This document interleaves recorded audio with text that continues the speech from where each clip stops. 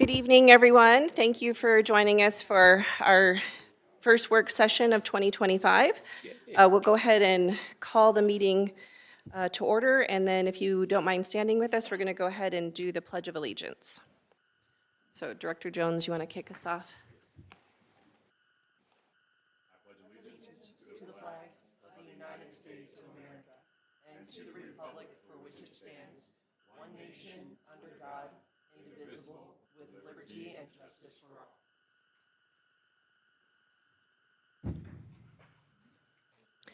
All righty, Amy, we can go ahead and do roll call.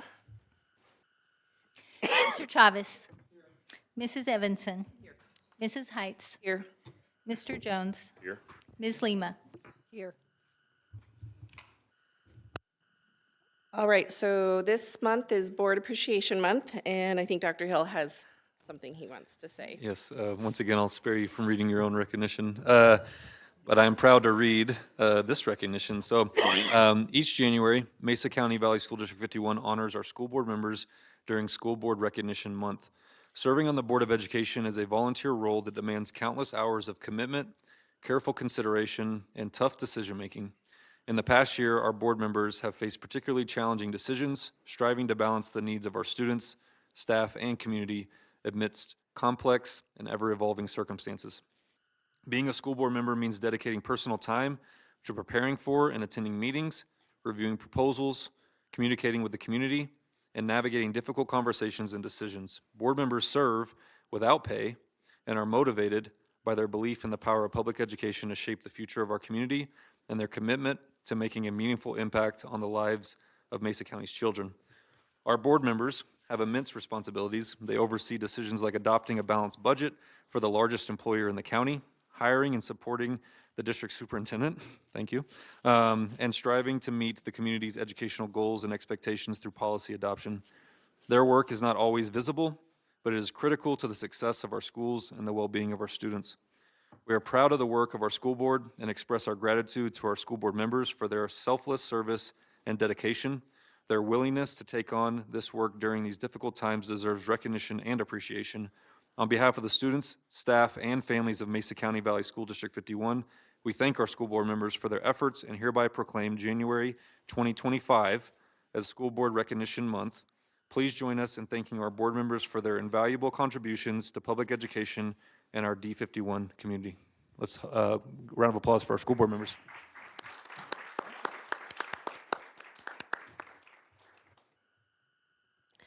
Thank you.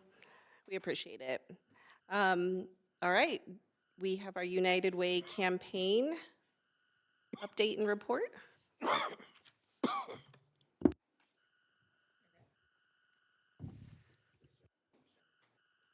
Yes, thank you guys for everything you do. You guys are awesome. Thank you. And we appreciate your support of the United Way of Mesa County and how our district partners with them. My name is Corey Hafey. I'm the principal at Appleton Elementary, and we are the Bookworms, the mighty Bookworms.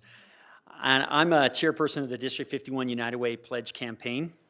The D51 United Way Pledge Campaign is an exciting annual event where D51 employees partner with United Way of Mesa County to help fund 34 local programs and 26 community investment agencies. These programs serve about 50,000 people in Mesa County and address a variety of social problems focused on healthy community, youth opportunity, and financial security. D51 employees are the largest yearly organization donor to the pledge drive and have given somewhere in the neighborhood of $1.3 million in donations since the partnership began. That's your custodians, cafeteria staff, administrators, teachers, grounds and maintenance, and every other D51 department being represented in donating some of their hard-earned money to the United Way of Mesa County. They do this because they know it positively impacts the kids and their families that go to our schools. Before I get to all the good news about what a great partnership it is, I'd like to recognize several people who have made this partnership possible. She's not here tonight, but the brains behind all of this is April Hart. She's our D51 Office of Volunteer and Community Partnerships. She's the behind-the-scenes organizer, literally goes through thousands and thousands of all kinds of pledge forms and everything just to make it all line up correctly, and it is spotless when she's done. She is an amazing person and works tirelessly to do it. never wants the accolades, never shows up here because she just doesn't like that, but she deserves a lot of just kudos for that. Also, Faith Rodriguez is the United Way of Mesa County Executive Director. She's a new one there. Kira Ald is the Community Impact and Outreach Manager, and Cassidy Lujan is the Donor and Grants Manager, and they help us out a lot as well. Our own D51 Foundation Executive Director, Dr. Angela Christensen, will be sharing some words here in a moment. And we couldn't do this without the 52 D51 building coordinators who run each building's individual school's pledge drive. And those people work really hard too to make this just add one more plate to spin, and they do a great job doing this. So now the great news. Here's the great news. 665 generous D51 employees donated $63,791.40 back into the community through United Way of Mesa County. So that's outstanding. We always like to incentivize the giving, and so we have some awards that we give out. One of the awards that we'll be giving out in the future here, we get some names put on these plaques, but we have some building plaque winners, and this is for employee participation increases. And the winners this year in the elementary school division with an increase of 11.43%, Broadway Elementary. Yeah. And in the middle school division, Booklift Middle School increased by 10.15%. In the high school division, Valley High School went up 16.12% in their donations. And the office building was Emerson. That's a really tight competition. They went up only 1.69, but that's a tough competition right there. So they did a great job. So well done. All right, we have some other awards that we need you guys to help us select. We do this every year. These are our pay period win a day off competitions. And so how this works is if a classified employee puts in $5 per pay period, we choose, they have their name put into a hat, basically, and we choose out of that hat, and we pick 6 of those folks to win a day off. And then certified folks, if they put in $10 per pay period, we also choose 6 of those folks.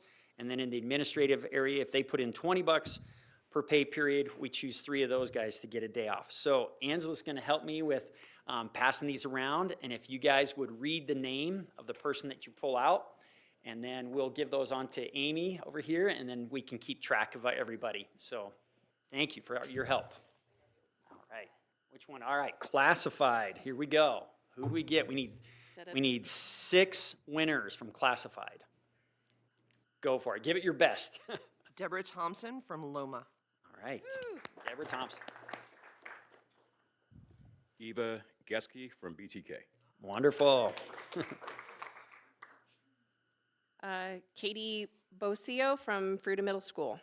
Great. Francis Dominguez from Taupe.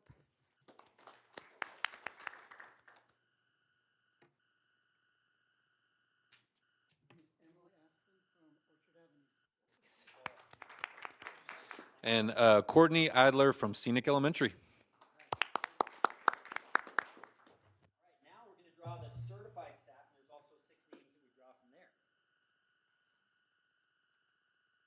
Oh, I got 2. Sorry, drop one. Okay, there we go. Virginia West from Taupe.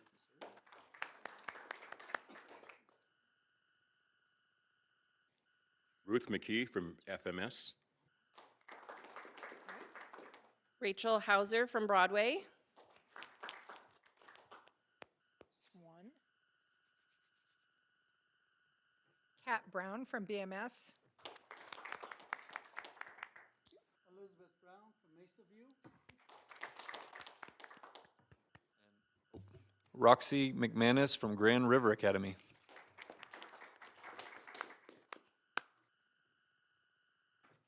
Now, our last 3 names we need to draw from the administrators. These folks put in $20 per pay period. So we just need 3 of you guys. Sean Wilson from Taylor. All right.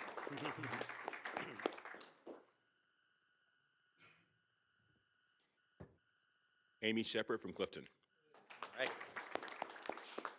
And Todd McClaskey from the Career Center. Right.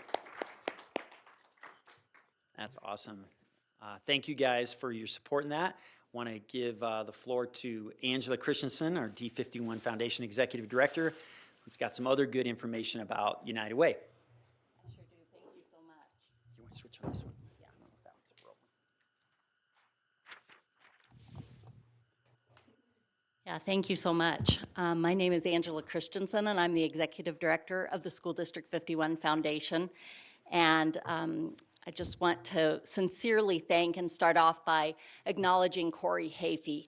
He has been directing this and leading this for so many years, and truly without his hard work and effort, I don't think we'd be where we are. And so I'd like to give a round of applause to Corey for all of his hard work.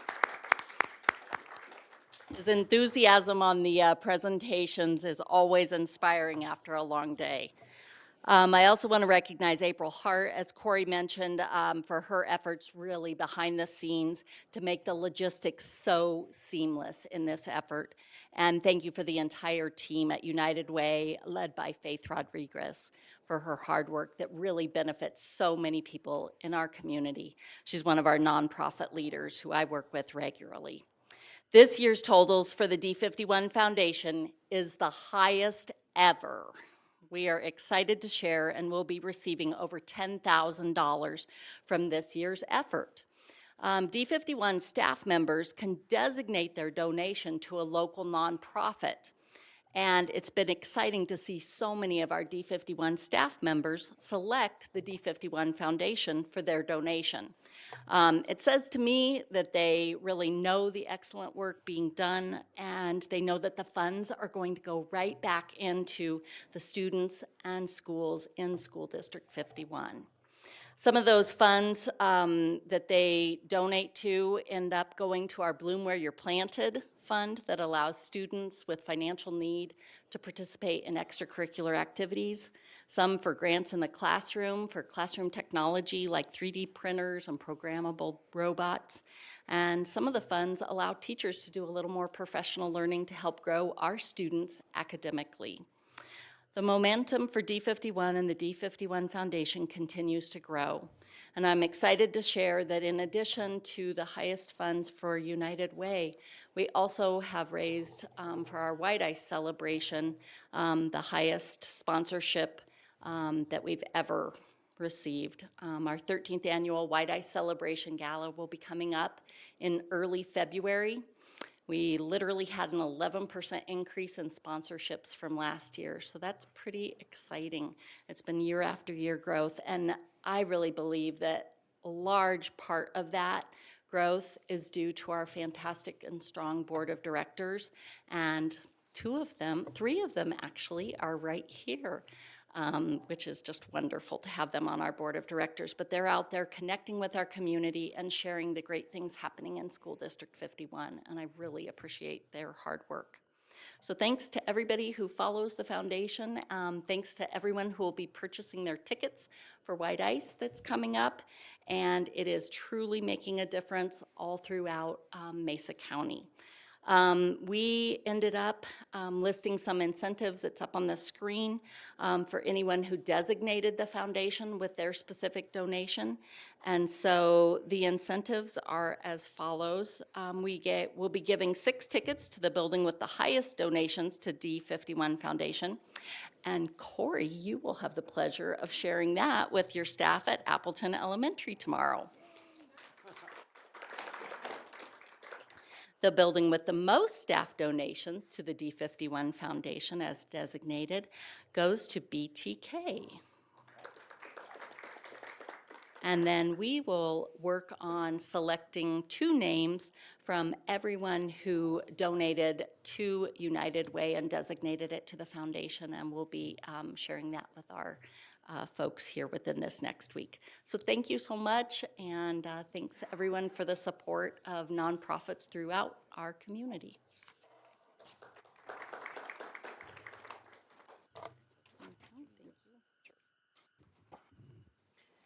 Thank you. I think Corey gets to congratulate the board every January because you guys always do your update at the same time. So thanks, Corey, once again.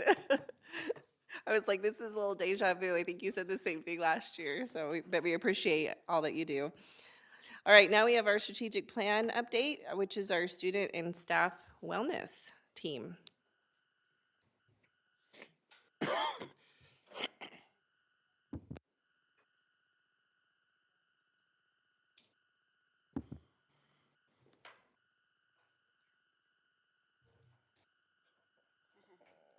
that.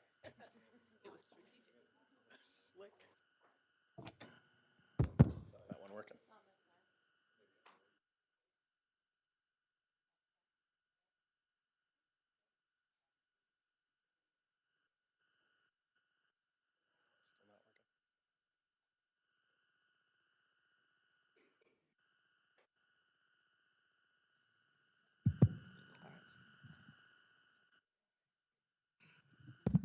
not working.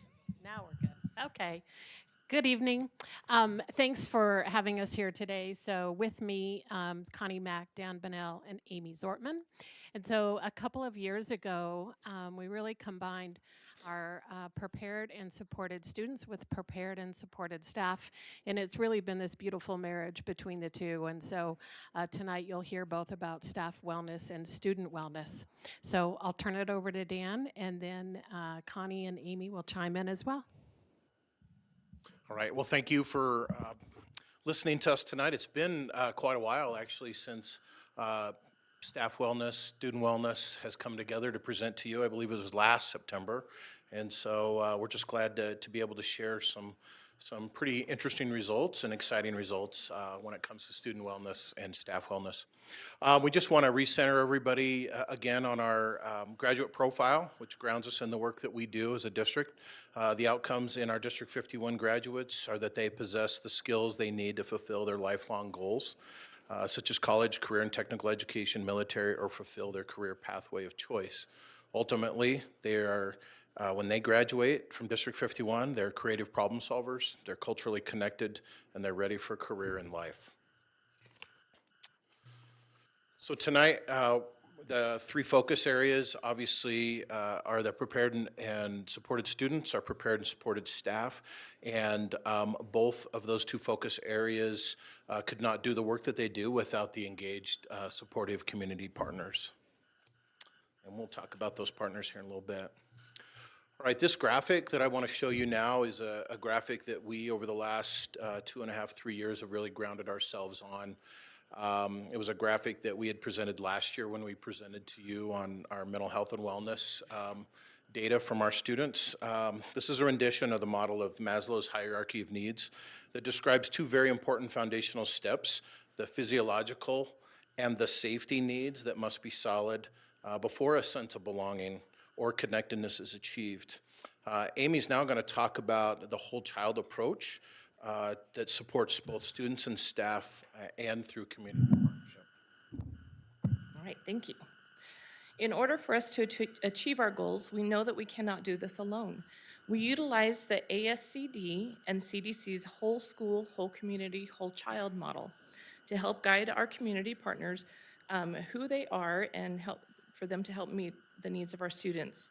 All of these partnerships are incredibly valuable, but to highlight a few, we partner with Mesa County Transportation, Colorado Department of Transportation, and Safe Routes to School for our Walk, Bike, and Roll to School Day that happens in October and May every year.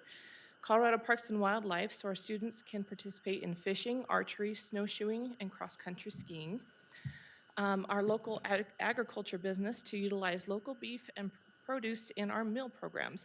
And so you know, this month, Colorado Proud Meatloaf is back on the menu.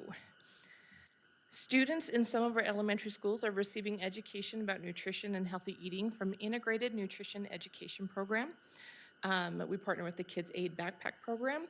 Our D51 nurses and school counselors receive resources that are in the Grand Valley that are available to adolescents through Mesa County Public Health and Nurse Family Partnerships.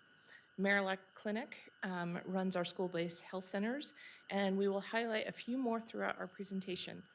All of these organizations help us engage, equip, and empower our students to become healthy, safe, engaged, supported, and challenged. All right, now let's jump back into our strategic plan. As we look at the focus area around prepared and supported students, the priority area that I'm going to present the data to you on tonight is around student wellness. This has been obviously a 3-year journey or 2.5-year journey for us around student wellness. We know that student wellness is crucial to the development of, and growth of all of our students.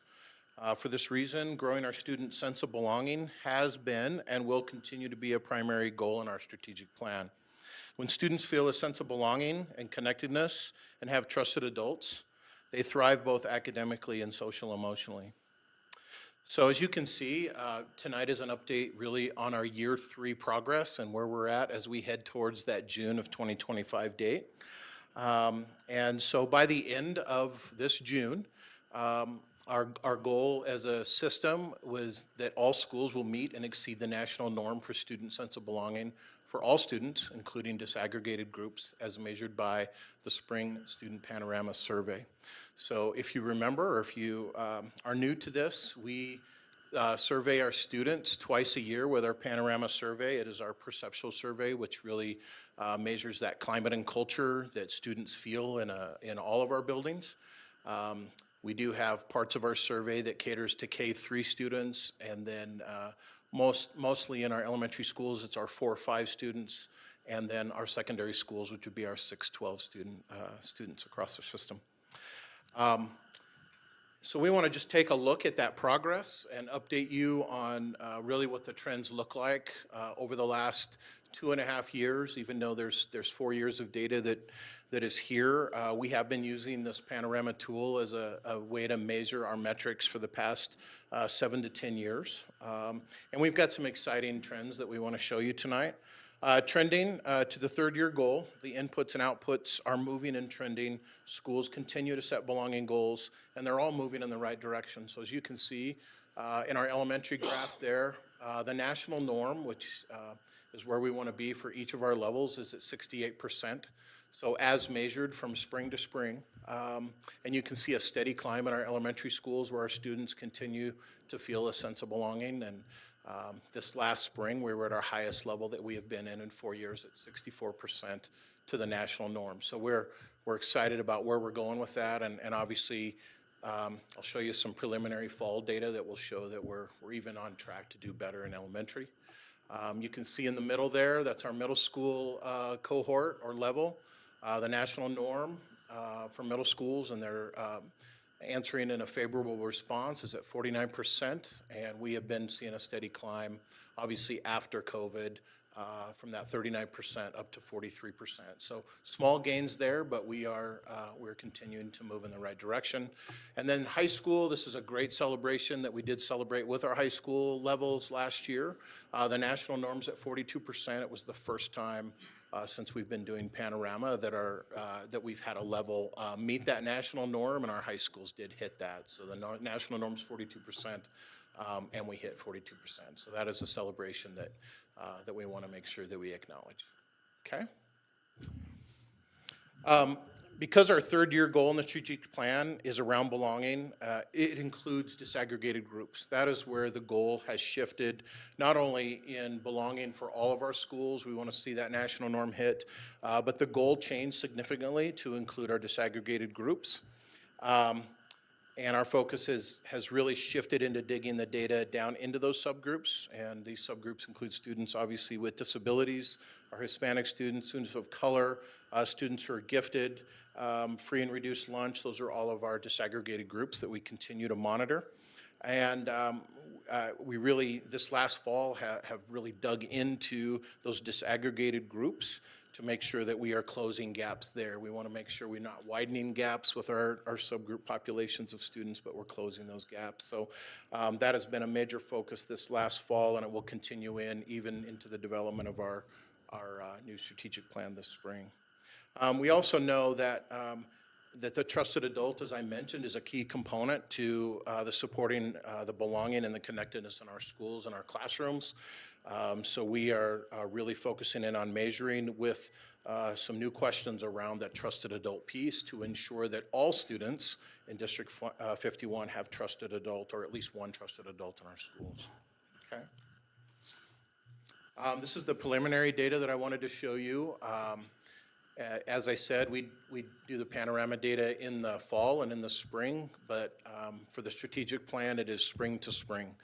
So this is really a formative measure that we did back in October, and you can see our elementary is on a positive track. They continue to go up, and then you can see our middle school. If the trend continues, we'll hit the national norm for our middle schools, and you can see our high schools have gone from that 42, and they're trending to that 47% when it comes to belonging. So we hope this, and we want to continue to push and measure and monitor the goals that the schools have put into play, and we're seeing some positive results out of that. Okay. All right. We are looking at multiple data points. In the fall of 2023, our students participated in the Healthy Kids Colorado Survey, which is a statewide survey that also contributes to national data. We had the best district-wide participation we've ever had, which is a huge celebration. As you can see on the screen, 65.2% of high school students and 65.3% of middle school students reported that they feel like they belong in their school, and 95% of middle school students think it's important to finish high school.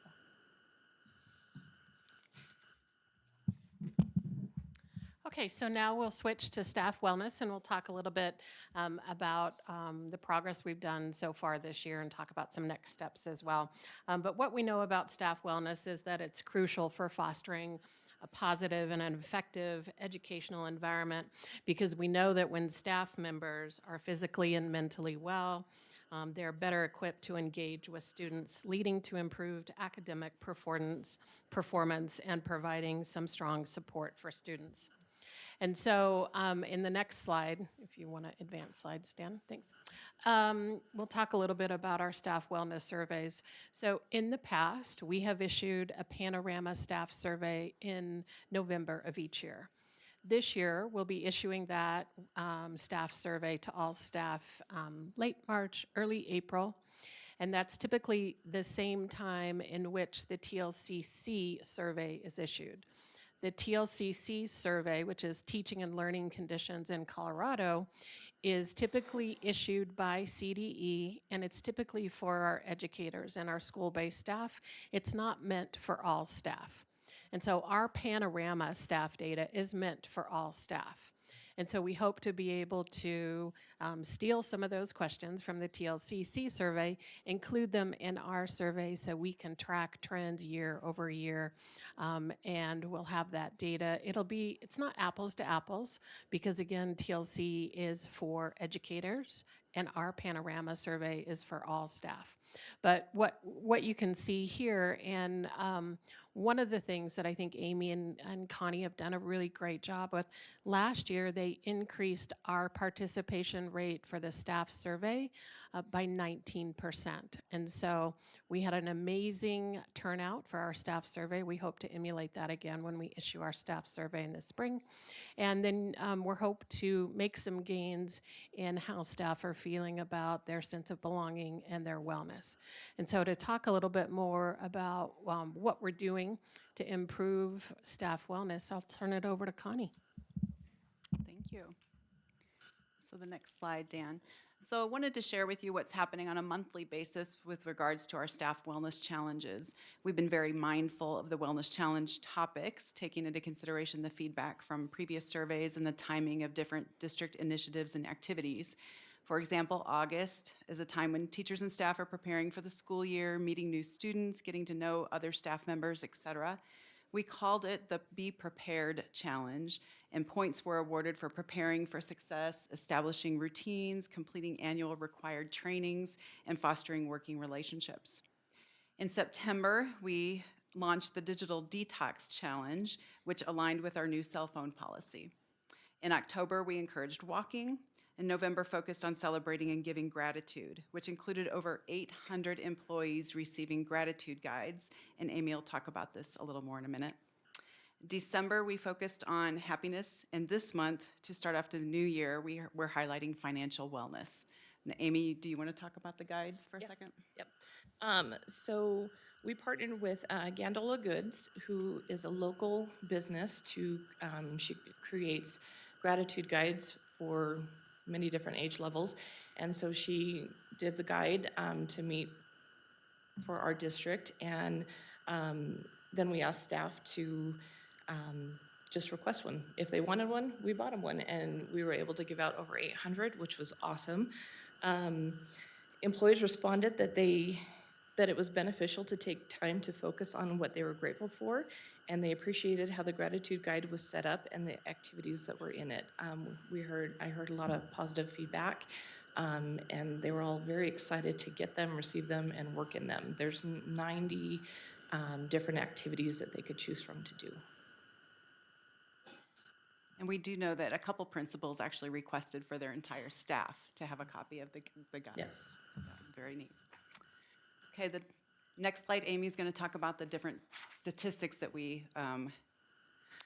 garnered from all of those challenges. So we've been implementing the staff wellness challenges since March, so not quite a year, and we are learning what types of challenges our employees like to participate in, and we promote them in our staff newsletters. So on the screen, you'll see the number of people that registered, and so we use the Good Life portal through Monument Health, and so employees have to log on to the portal and say that they want to do the challenge, and then each week they go in and they mark off what activities they've done for the week, and if they meet a certain amount of points, then they go into a drawing, and we're able to give out some pretty cool things every month that we are pretty excited about, and employees get to choose out of 3 prizes each month.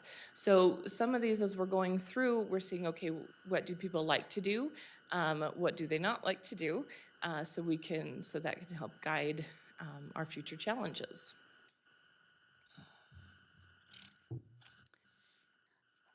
In October, we partnered with Monument Health to offer a 6-week healthy plant-based cooking class series, and we held this at CMU Tech Culinary Kitchen. And D51 sponsored 24 participants to learn the benefits of a whole food plant-based diet. They received instruction on how to cook different recipes, and then they enjoyed the freshly prepared meal for each session. Sessions were taught by a CMU Tech culinary chef and a local primary care physician. So we'll be offering a second session in the spring. It was very well received, and we'll see if we can get more people to participate. We also held our annual benefits fair, vendor fair, in early October at Grand Junction High School. Employees could sign up for free chair massages and a flu shot. They could pick up some free swag and put their name in for a chance to win some great health-promoting prizes. We had close to 200 staff members participate in that fun event. Then I wanted to share our employee assistance utilization. And this slide shows our utilization from 2018 through 2024. As a school district, we've always outperformed the national benchmark of 4%, but I wanted to point out the 27% increase we've had year over year from 23 to 24. And this is really good news. We're continuing to promote EAP as a free resource, reducing the stigma around reaching out for outside assistance for things that are impacting our staff members and or their spouses and families, whether they're needing assistance for personal health and wellness, financial wellness, something impacting their immediate family, or perhaps the stress of caring for an aging family member. You can even access discounts for buying a new or a used car through this resource. And the resources are truly endless. The next slide I wanted to share, through our health plan member programs, we're continuing to expand our ability to offer more lifestyle improvement and preventative medications at an affordable cost to members through our new ElectRx and GLP-1 programs, in addition to the Samaritan Fund program that removes the financial burden of medical and pharmaceutical costs for select employees and members of our health plan. All of these wellness initiatives that we talked about tonight support the overall well-being of our employees and staff, and the year isn't over yet. Evidence suggests that if school staff or all employees feel well and supported, it will improve student well-being and academic success. Any questions?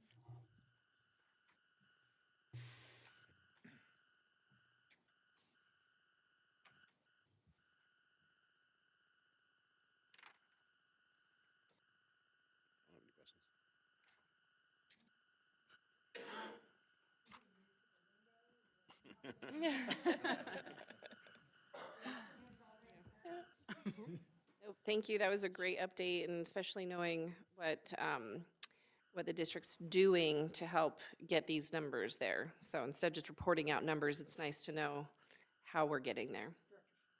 Oh, yeah, go ahead. I do have a question. Have you ever looked at the reasons why elementary at 68% and why it goes down from middle school and high school? Like, what is elementary doing so well that we're not doing that as well in middle school and high school? Yeah. I would say this, Jose Luis. Nationally, obviously, elementary tends to perform better for the reason of you have less adults in a school situation and in elementary. So you have that one primary teacher, that one teacher. If you remember when we transitioned to middle school, you end up transitioning to multiple adults in a school. Obviously, a lot going on in middle school, socially, emotionally going on in middle school. And then, of course, high school. There's that tend to start to release a little bit, that responsibility, kind of letting kids kind of find their own pathways and things like that. So, I mean, that nationally, that's a trend. You just see the elementary piece of it sit where it sits, and middle school. And certainly, I think some challenges there are, what kind of relationships are being developed in the elementary school? How are those relationships being developed through the morning meeting process, through some of the action steps that they're doing? Generally, kids feel really good at a younger age developmentally when they're going to school, and I think it's a mystery both academically and social emotionally. We want to try to transition, and I think that's the critical stage that we need to really focus on as we move into this spring and as we've got some transitions coming. How can we do better from those transitions from 5th grade to 6th grade and what that looks like from elementary to middle, and then that transition, of course, from 8th grade to high school. And then there's a couple other transitions that we don't talk about much, and that's that pre-K to kindergarten. That transition is often can be stressful on kids and families. And then obviously that transition from 12th grade graduation to post high school. So I think that's something as a system, as we look at our new strategic plan development coming up, is how can we put some focus on what those transitions look like and how can we do better, right? I think it's also important that when we set the goals in the strat plan, that we were trying to compare ourselves to the national norm, because you're right, when you look at it, and we're not going to be satisfied unless we have 100%, but looking at it compared nationally, I think also helps put things in perspective. But yeah, we always want those numbers to be higher. I do appreciate that this group and the folks that are working on it have been focusing on so many different avenues around staff and student wellness, that it's not just one thing. It's getting outdoors, it's putting technology down, it's nutrition. And so I appreciate the comprehensive approach that y'all have taken around student and staff wellness, and not just hyper-focused on one or two things, but it's a lot of things that can really contribute to that. So thanks for y'all's work on that. Thanks. The other question I had, do you ever look at your staff if they feel like they belong? Just Yeah, and that is part of. And like, what are those scores? Did you ever bring that to us? Yeah, so that our staff survey will be issued in the spring, and that's where we take a look at belonging, their well-being, and a number of other factors as well. So we'll have some data in the spring, and we have that data that we had from last year as well. Yep. And that data will be for principals. They have their own individual school data, so they can really hone in on things they could do at the campus level, and then we'll have district level data as well.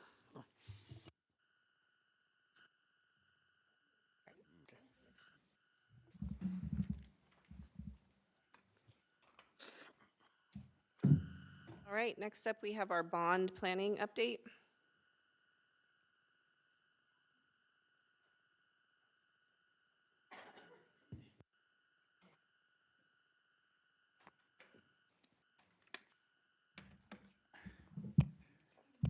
Good evening, board. Hello, everyone. Can you say Happy New Year even though it's the 6th, I guess? We haven't seen you. Okay, well, Happy New Year. Or the 7th. The 7th, well, Happy New Year on the 7th. Good to see you all. Thanks for having us tonight. For those watching online and those in the audience, I'm Clint Garcia. I'm the Chief Operations Officer, and presenting tonight is Micah Adams with Dynamic Project Management.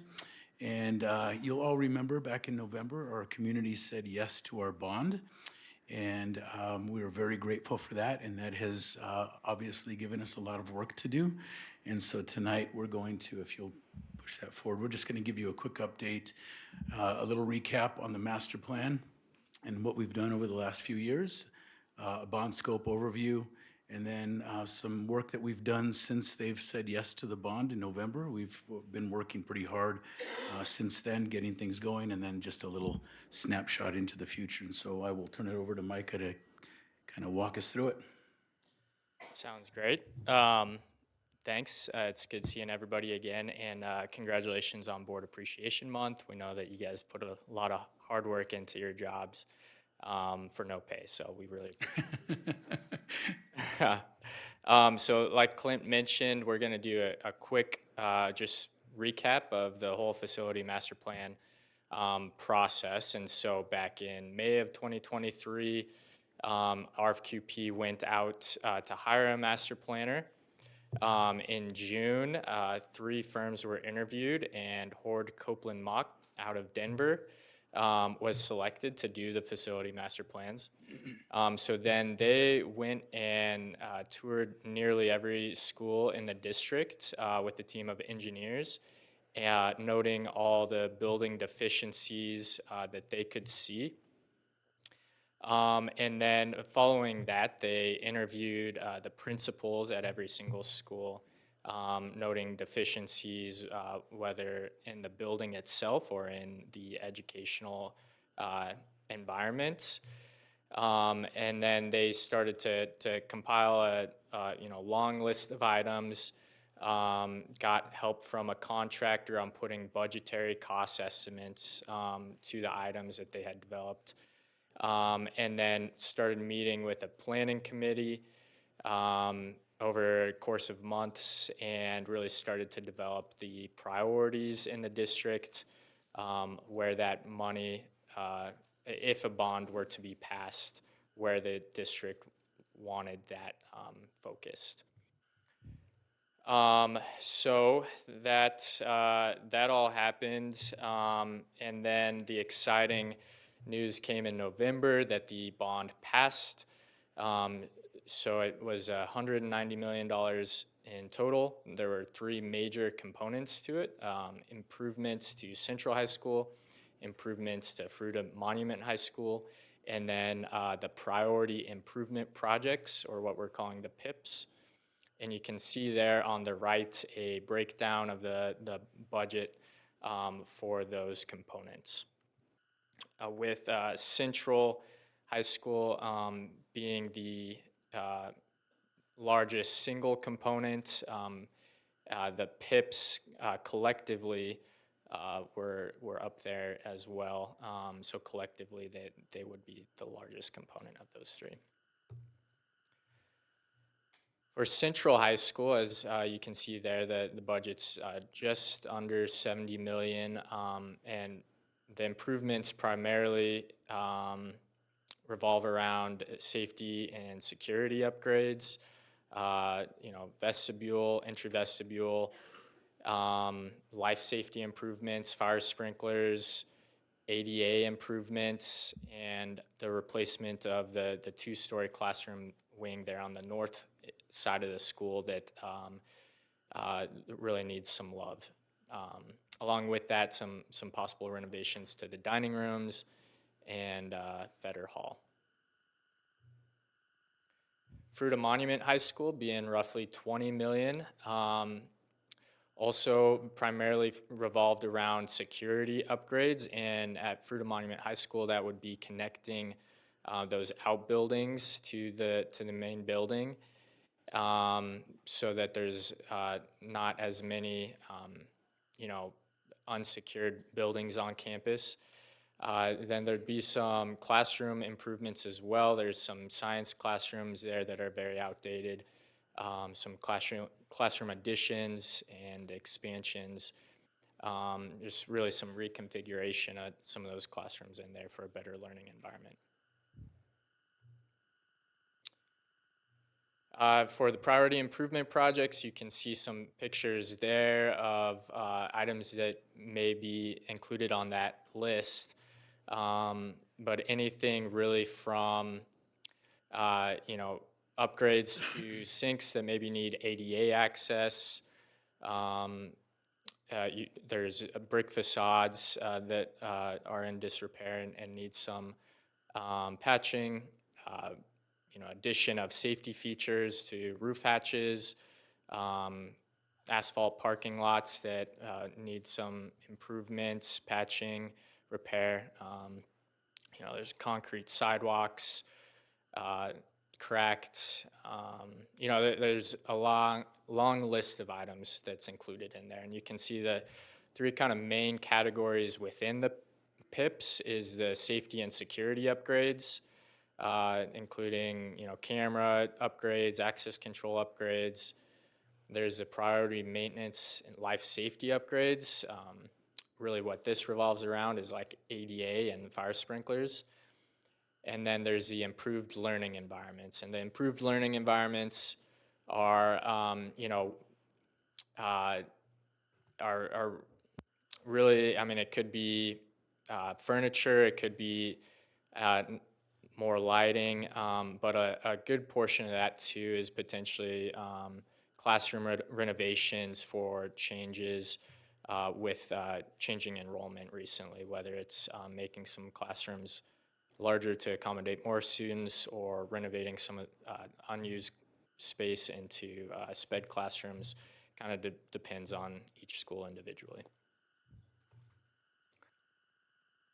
So here's a brief overview of the schedule for the priority improvement projects. Didn't want to get too into detail for the coming summers as I think there's still planning to do. So this is a list for the phase 1 summer projects. A lot of the thought that went into that was starting with primarily schools that had more needs, that primarily the D-rated schools from the facility assessments, and starting on the east side of the valley, working west. So progress made since the bond was passed. An RFQP went out for architects. 6 firms submitted qualifications. 3 firms were interviewed. 2 firms were hired, as you can see there on the screen. Chamberlain, a local architecture firm, teamed up with Horde Copeland Mock to take on the Fruita Monument High School and the priority improvement projects. And then the Blythe Group, another local group architecture firm, teamed up with DLR to take on Central High School. Along with that, Grand River Environmental was hired to start surveying all the schools for asbestos and start preparing designs for asbestos abatement ahead of these projects. Additionally, an RFQP went out for construction managers. 7 firms submitted, 6 were interviewed, and 4 were selected. And so these 4 firms you can see on the screen, it's all pending contract negotiation. We're working through all of that right now. But Asset Construction Management, local firm, was awarded 2 priority improvement projects, both in Palisade, Taylor Elementary and Palisade High School. Distinctive Design Build, another local firm. Actually, all 4 of these are local firms. Distinctive Design Build was awarded 2 priority improvement projects as well. FCI Constructors was awarded 4 priority improvement projects along with Central High School, and Shaw was awarded Fruita Monument High School. So that kind of brings us up to speed where we're at now. And so moving forward, design is in progress. The priority improvement projects are really the main focus at the moment, since a lot of that work needs to start happening this summer. So the architects, Chamberlain and HCM, have already come out and met with the principals of each one of those schools for this coming summer and started to really dive into that design. And we expect those schematic designs here in about 2 weeks, I believe, with pricing to follow.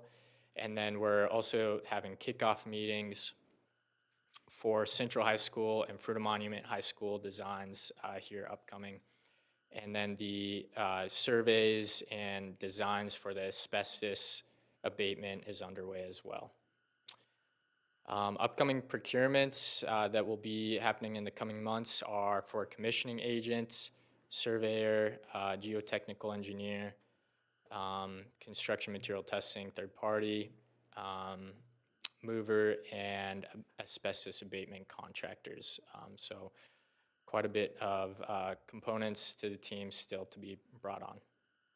I believe with that, that covers everything in our presentation. Do you guys have any questions?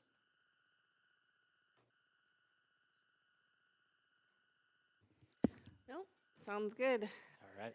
Thanks, guys. While we're at it, we might as well add a little bit more. If you could give everybody just an over idea, I know we're just getting into the design part with Fruita and Central.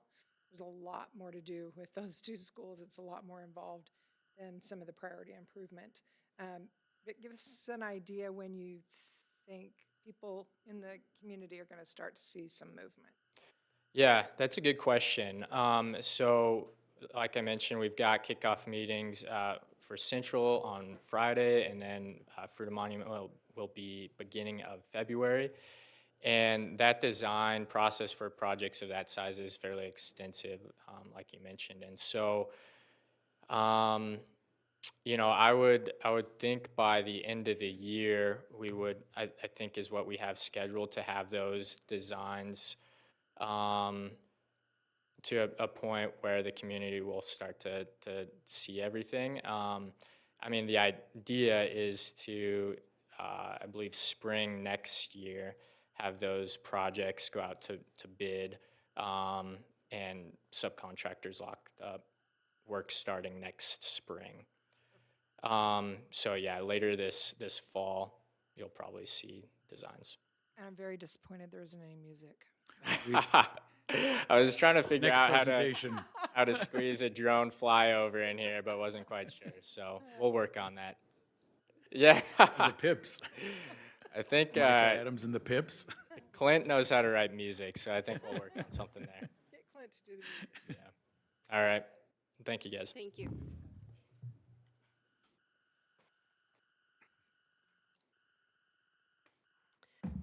All right, now moving into business items, we do have the second reading and adoption of the policy LBD, which is relations with charter schools. Do you have a motion for the approval and adoption of the policy LBD? Motion to approve LBD. Second. Okay. Any discussion? These were obviously changes that had to be done per Colorado statute that was done this last year, so we just updated those. So any other discussion? Okay, excuse me, seeing none, we can go ahead and take the vote. Mr. Chavez. Approved. Mrs. Evanson. Yes. Mrs. Heights. Yes. Mr. Jones. Yes. Ms. Lima. Yes.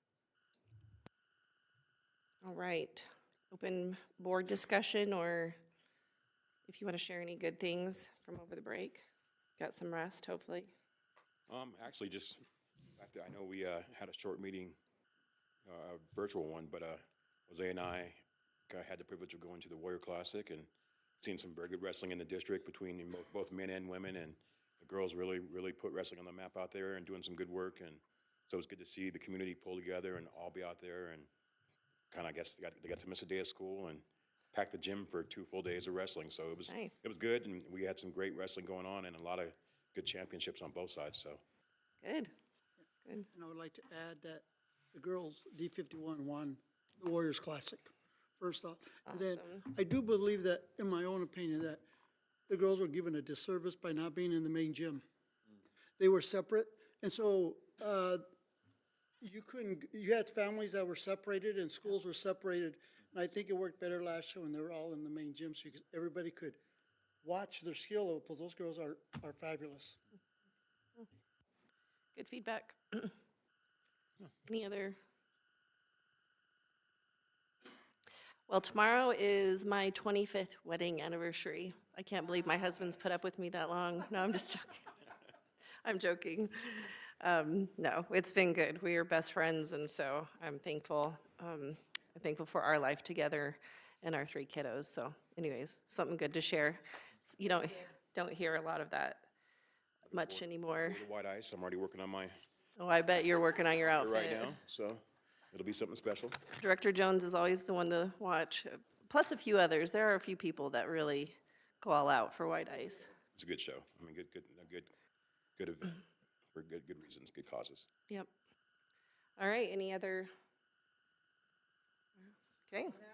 All right, do a motion to adjourn. Motion to adjourn. All right, thank you, everyone.